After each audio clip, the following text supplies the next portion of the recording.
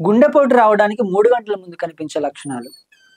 ఒకరికి heart attack ఉందని అనుమానం ఉంటే అతన్ని నడవడానికి అనుమతించకూడదు. మెట్లు ఎక్కడం లేదా దిగడం లాంటివి అనుమతించకూడదు. ఆటోలో ఆసుపత్రికి వెళ్ళకూడదు. వీటిలో ఏ ఒక్కటి జరిగినా రోగి మనుగడకు కష్టతరం అవుతుంది.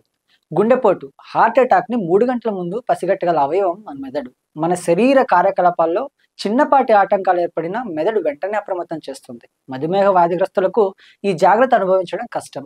ఏదైనా ఒక వివాహ వేడుకలో, బహిరంగ ప్రదేశాల్లో లేదా ఇంట్లో ఒక పురుషుడు లేదా స్త్రీ పొరపాటున పడినట్లు కనిపిస్తే మనం వెంటనే వారిపై దృష్టి పెట్టాలి. కానీ తమకు ఏమీ జరగలేదు, నేను బాగున్నాను అని చెప్పవచ్చు. మనం కూడా ఏదో పైత్యం అని తేలిగ్గా వదిలేయకూడదు.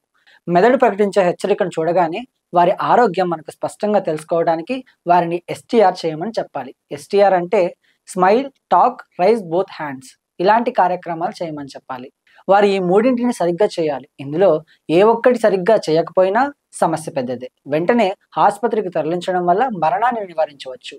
ఈ లక్షణం తెలిసిన 3 గంటల్లోపు ఆసుపత్రికి వస్తే ప్రాణ నష్టం చాలా వరకు అరికట్టవచ్చని వైద్యులు అంటున్నారు. వారు ఈ మూడింటిని బాగా మరియు సరిగ్గా చేసినట్లయితే మరింత ధృవీకరించుకోవడానికి ఒక ముఖ్యమైన చర్య చేపట్టాలని ఇటీవల వైద్య అధ్యయనం చెబుతోంది.